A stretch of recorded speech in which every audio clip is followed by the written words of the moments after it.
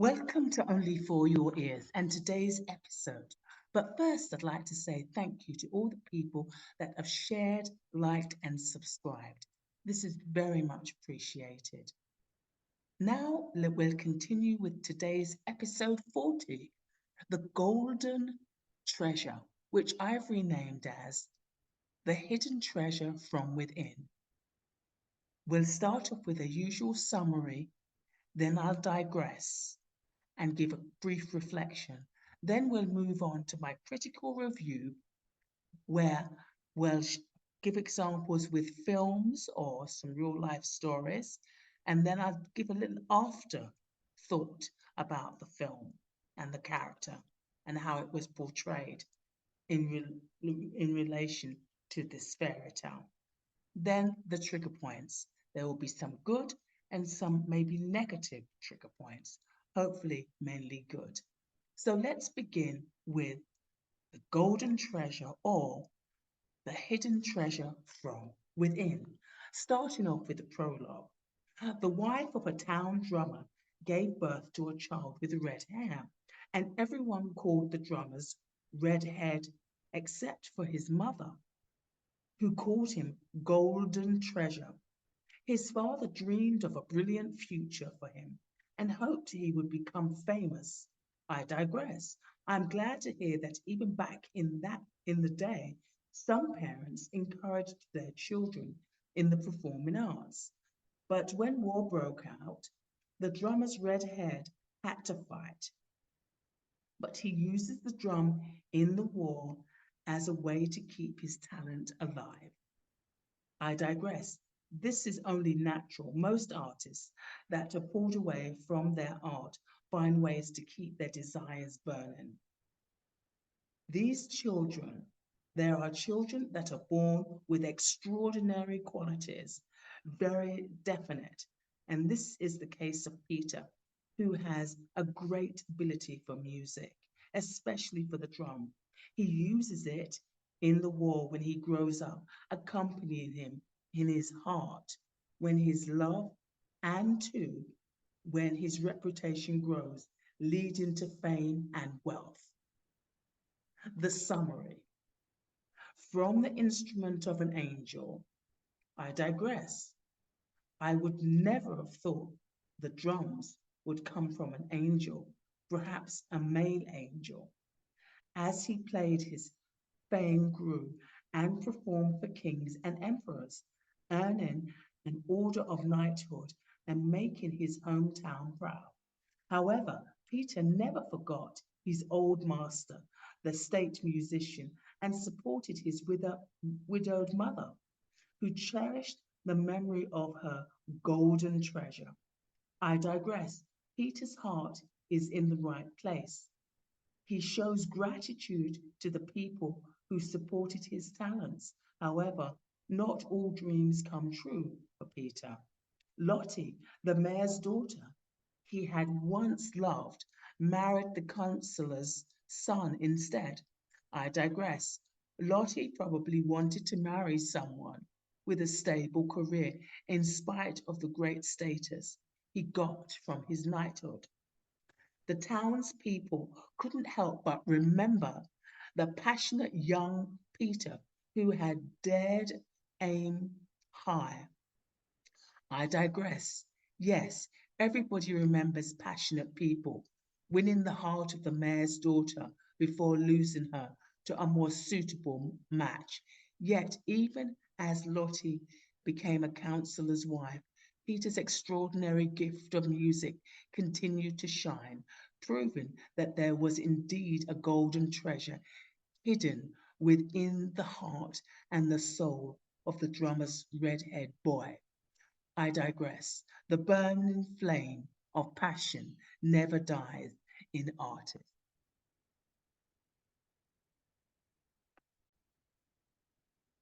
Now for my critical review.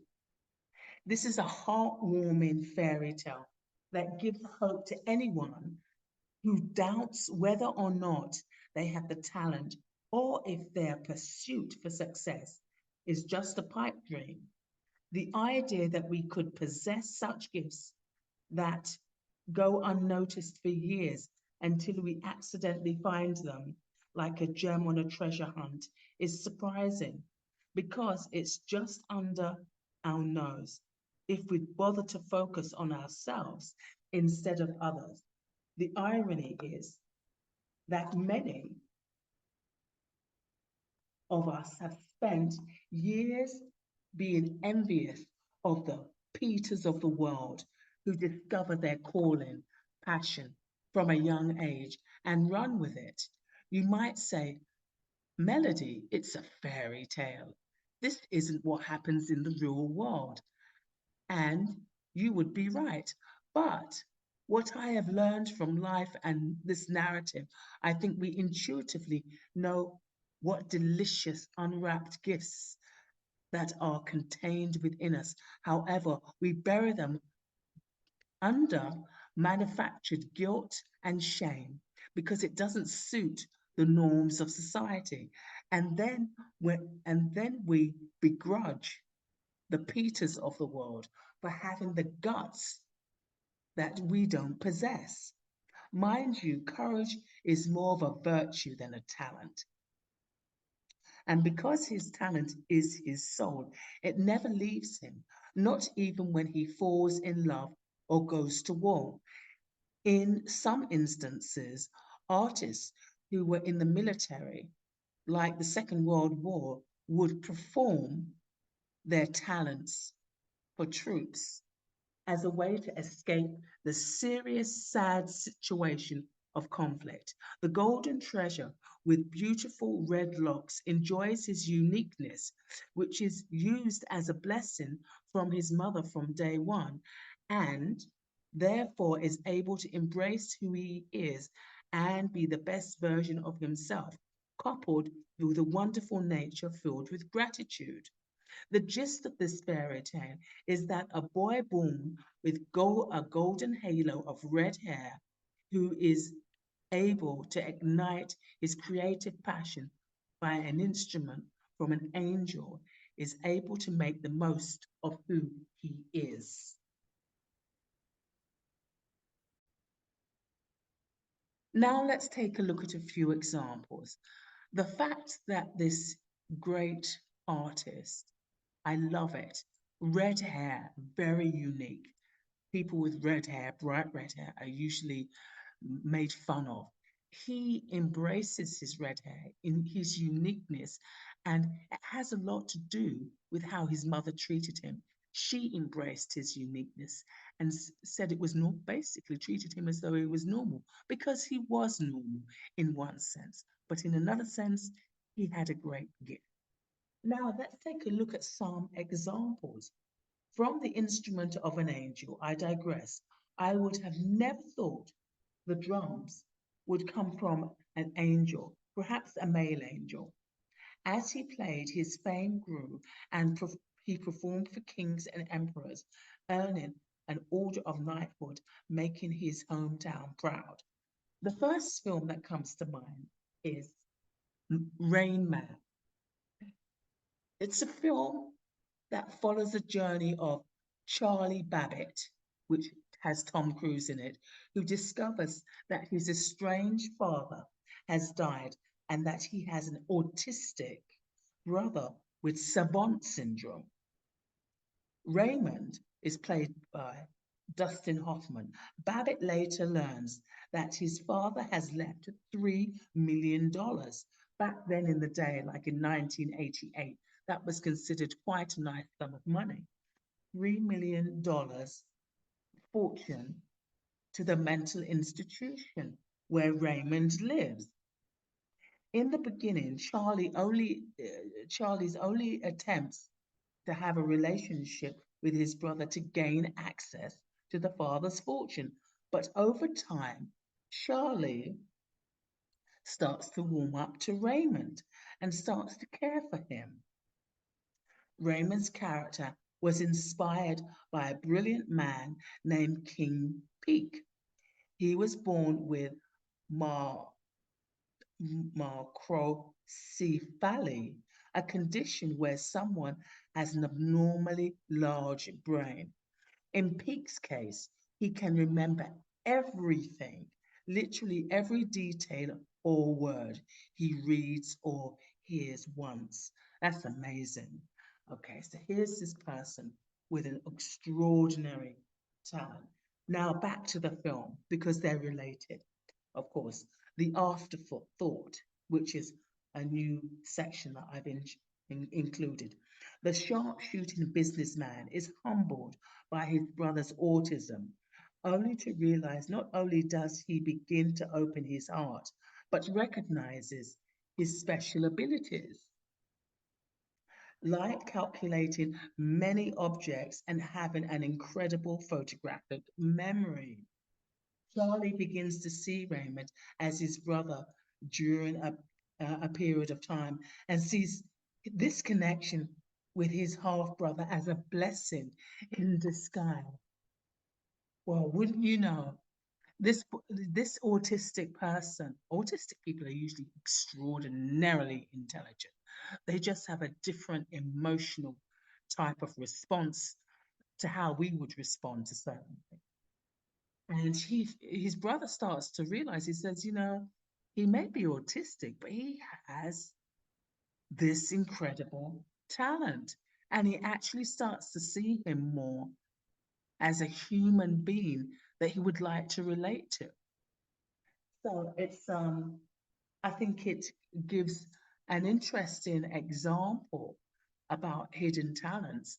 And normally people that are autistic or disabled, we just write them off as not being able to be able to do anything, which is not true. And let's take a look at the next example of the film. The townspeople couldn't help but remember the passionate young Peter who had dared aim high. I digress. Yes, everybody remembers passionate people, even if you are disabled. Now, here comes a very interesting film and a character that also parallels this in this fairy tale in a way. Little Man Tate is Jodie Foster's directorial debut, in which she also played Dadie Tate, the mother of Fred Tate, the leading character. Fred is a 7-year-old child prodigy who shows every indication of being a great intellect, but is also the sole reason his school friends choose to isolate him. Now, I'll give you a backdrop.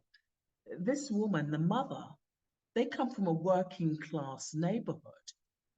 So, for example, this boy, Fred, he's an anomaly.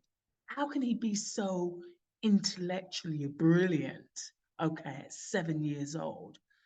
And that's expected for somebody that's from middle class or upper class background, but not working class. So let's continue. A former music prodigy turned psychologist, Jane Gearson, becomes interested in Fred and wants to enroll him in her school for gifted children, making him more isolated. But this time he's isolated amongst people that are of his own creed, so to speak. Dee Dee contests this idea as she wants Fred to have a normal childhood, the mother does, but she quickly changes her mind after none of Fred's friends show up at his birthday party. Of course they don't. Living in a working class neighborhood, they don't know how to relate to this genius. The film focuses on Fred's struggles to choose between living a normal life or live as a prodigy. He is afterthought, which is interesting. This is an interesting dichotomy. This child is a genius and he can't hide that anymore. But at the same time, he doesn't want to be an isolated freak. So what does he do? In the afterthought, I've put This is a good film that balances out a gifted child's superior intellect with emotional development so Adam can have a normal life and learn to feel comfortable in his own skin with his genius within him intact. What happens is that he's able to have the best of both worlds. He's able to be a gifted genius that he is, an intellect, but d- also develop an emotional, balanced relationship with his mother, which he wanted. So he gets the best of both worlds. And I think I would also like to add about Miss Foster. I suspect the ending of this film reflects Jodie Foster as an incredible mother in real life. She has two sons, and they are just first class, well behaved, balanced human beings. Good for Jodie Foster. The last uh, part of the review and another film is Golden Treasure Hidden Within the Heart and Soul of the Drummer's Red Haired Boy. I digress. The burning flame of passion never dies in artists. Let's take a look at this. The film is The Imitation Game in a historical drama based on the biographical novel of Alan Turing. This is a true story. A Little Man Tate wasn't, but this is a true story. The Enigma by Andrew Hodges.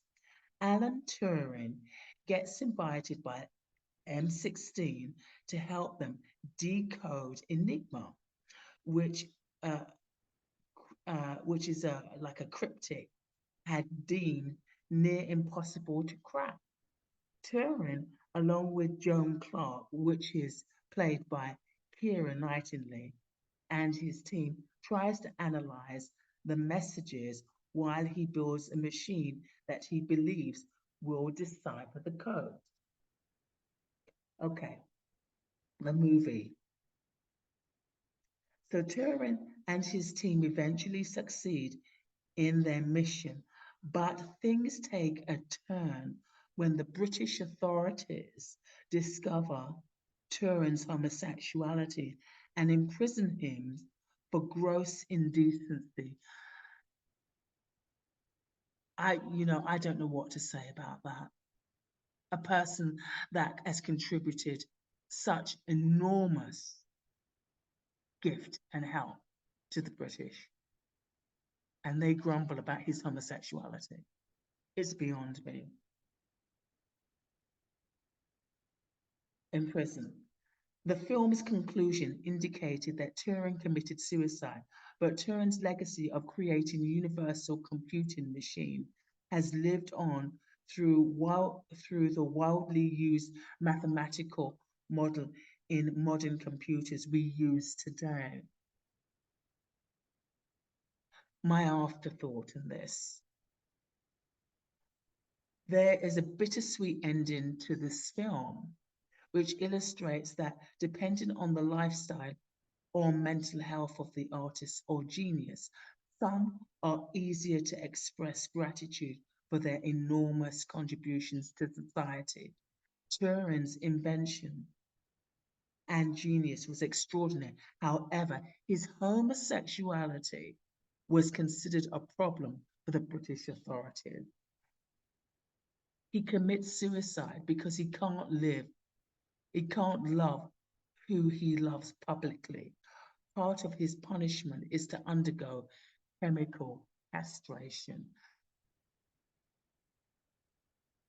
I can't tell you how pathetic I think that is, how ungrateful that is. You're worried about who this man sleeps with, and he's contributed so much to the tech world of technology that people still even use this technology today. And all you're worried about is who he wants to love and who he sleeps with. This is very small ball, people. Let's move to the trigger points. So my first trigger, and I think in some ways it's a good trigger, it's looking at Taylor Swift. Taylor Swift has a good family background that should inspire little girls and boys to pursue their singing career. I think she's quite remarkable myself. Swift was born in Pennsylvania, USA. She was named Taylor after the singer-songwriter James Taylor, who is a very dynamic a performer. I think he was country singer as well, country and pop. Her grandmother was an opera singer whose singing in church became one of Swift's earliest memories and shaped her music career. At age 11, her and her mother visited record labels with demos that sounded very similar to Dolly Parton and the Dixie Chicks, which I mean, I think that's very great. I think that's wonderful. I think it's commendable. The mother is supporting her daughter, really wonderful. But sending demos that where you sound like another artist is certainly not going to do well, especially for being so young, because they really want to hear your own original voice. But she was rejected by all labels, which made her focus on songwriting. Good for her. And at 14, she began a professional songwriting career and signed with Big Machine Records. Swift originally started out as a country singer, but with crossover hits like Fearless and Teardrops on My Guitar, she was portrayed as a versatile artist, which she is most definitely, and broke into a more mainstream commercial pop rock music. Throughout her career, Swift has gone from strength to strength, not only as a successful musician, but as an entrepreneur. It's so important, people. If you're going to be an artist, because people love to take advantages of artists, they say, well, all they do is create. They make a lot of money uh, for the industry, but they're not penny wise. They don't know how to handle business. So it's very important, especially as a woman, that she was a musician and an entrepreneur. The most important triggers for me are Swift's great business acumen. She has a great business ability and a wonderful music portfolio. So she doesn't come across as just a pretty artist. She comes across as a very savvy businesswoman as well as a savvy artist. However, I believed a balanced family background she comes from, attributed attributed to a lot of her success. Her parents took her musical dreams seriously and have supported them from the very beginning. This is usually unheard of. She went to a regular school just like everybody else, but she had a balanced background. There are very, very few people, artists, that come from stable, emotionally and psychologically and socially balanced backgrounds. And the reason why they come from these dysfunctional backgrounds, it's it's it's ironic really, because the dysfunction helps them to create the type of artistry that they've created and that's made them famous. So there's a bit of a dichotomy there. Let's go on to Prince. So I think for me, the most important trigger is the fact that her family, had the support, because so many artists experience jealousy from their parents, jealousy from their siblings, jealousy from all around. They can't trust anybody. And in the end, sometimes they lose some of their natural gifts and they just become a commercial robot. Prince, Prince life. with a myriad of hidden, Prince's life had a myriad of hidden treasures. He was expected to, to master, I believe, become weird to Michael Jackson. Prince Rogers Nelson was born on June 7th, 1958, in Minneapolis, USA. He was an instrumentalist, songwriter, record producer, and the recipient of multiple awards. So he had a bundle of hidden treasures, a myriad of hidden treasures inside of him. And of course, he was under enormous pressure from a young kid, especially from his father, to be a master at such a young age. Prince signed with Brothers at 19 and went on to achieve critical acclaim for Purple Rain and Songs of the Time with his band Prince and the Revolution. His music was choreographed too and danced by the Joffrey Ballet Company in New York City. He was the son of jazz singer Matty Della and pianist and songwriter John Lewis Nelson. Prince was his favorite stage name. Prince was not fond of his name and wanted people instead to call him Skipper, a name which stuck through his childhood. Yes, he didn't want to be like his father. He didn't want to be compared to his father. He didn't want to be under that kind of pressure. Oh, I'm going to call you Prince. That was my favorite stage name. I want you to be a carbon copy of me, basically. No, I'm glad he fought for his own identity for at least for a while. Uh, Prince said he was born with epileptic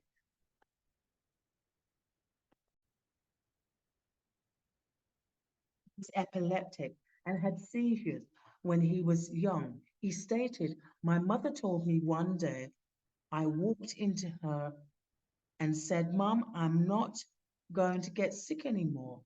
And she said, 'Why?' And he said, 'An angel touched him.' Well, I'm sure maybe an angel actually did touch him. He was quite a spiritual person and more spiritual, I think, more than religious person. And he had a sister too, and they were both extraordinarily gifted people. The triggers for me against all of this incredible success was the beautiful song When Doves Cry.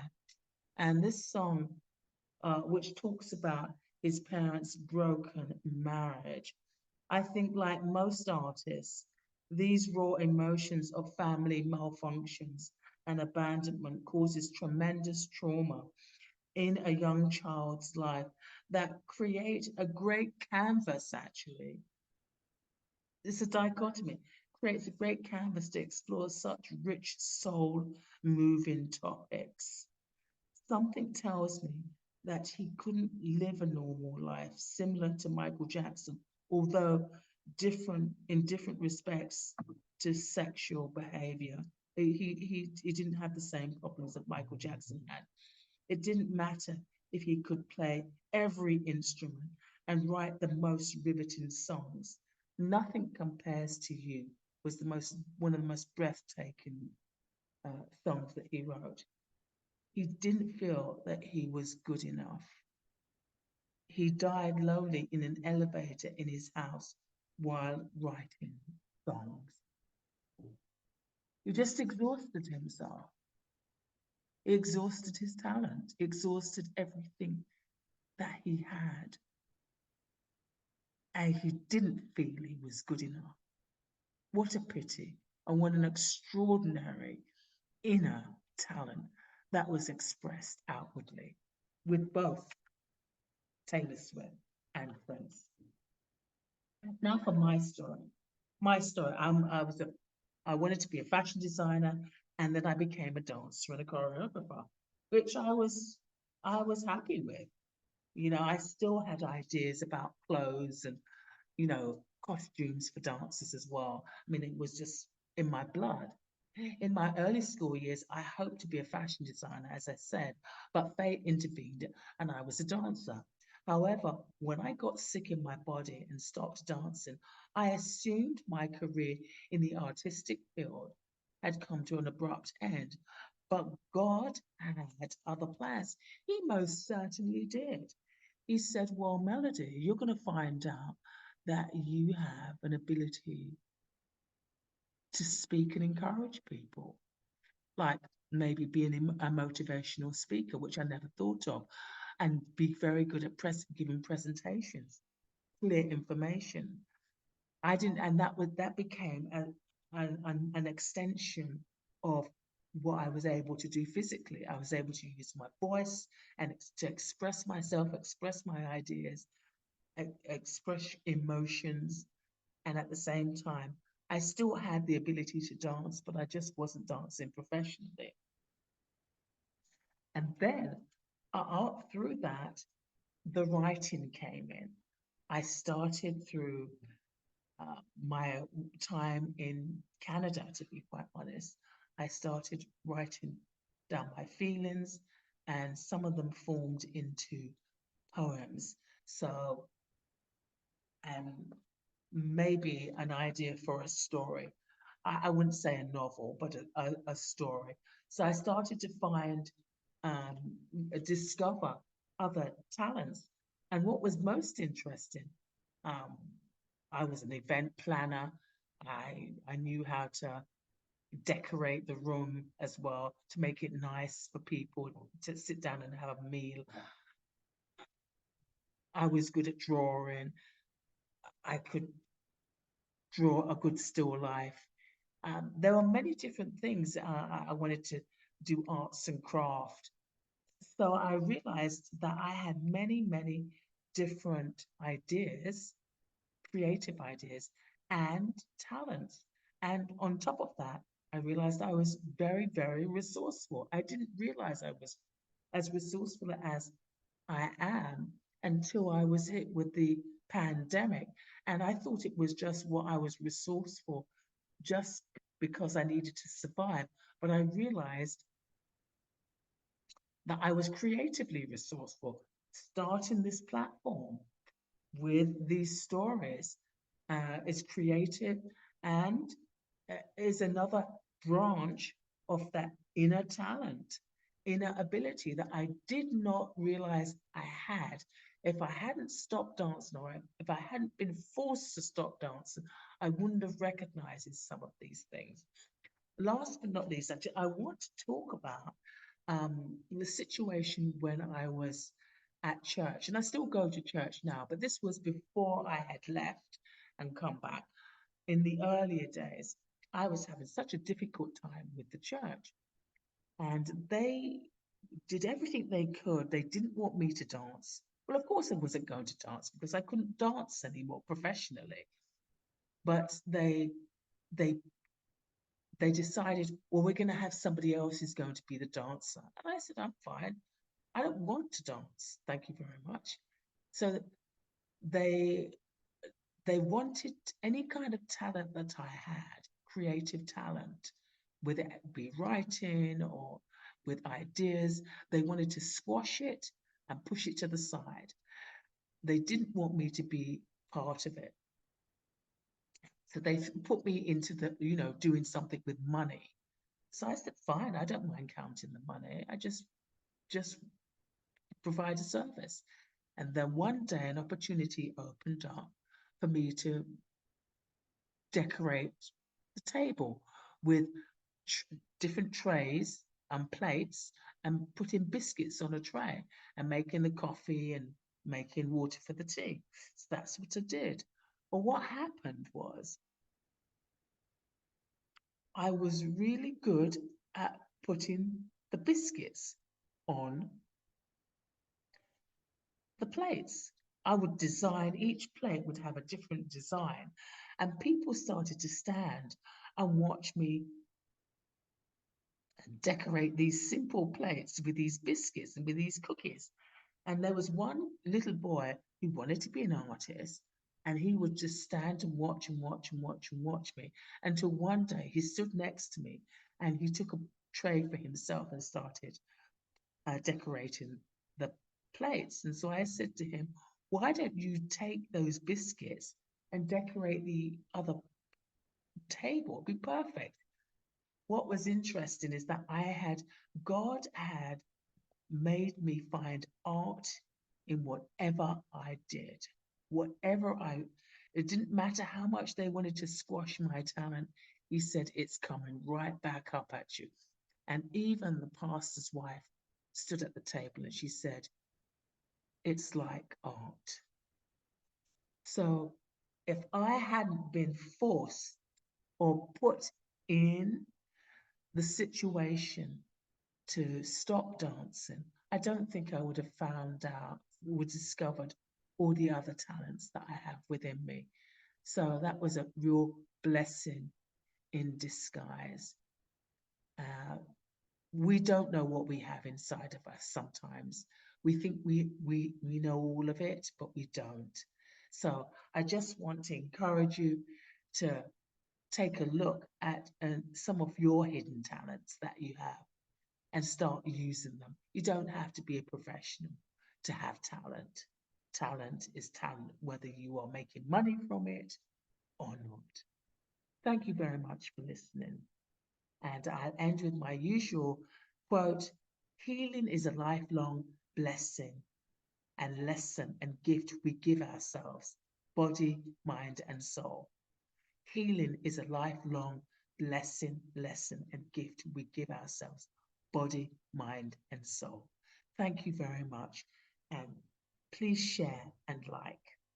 Goodbye until next time.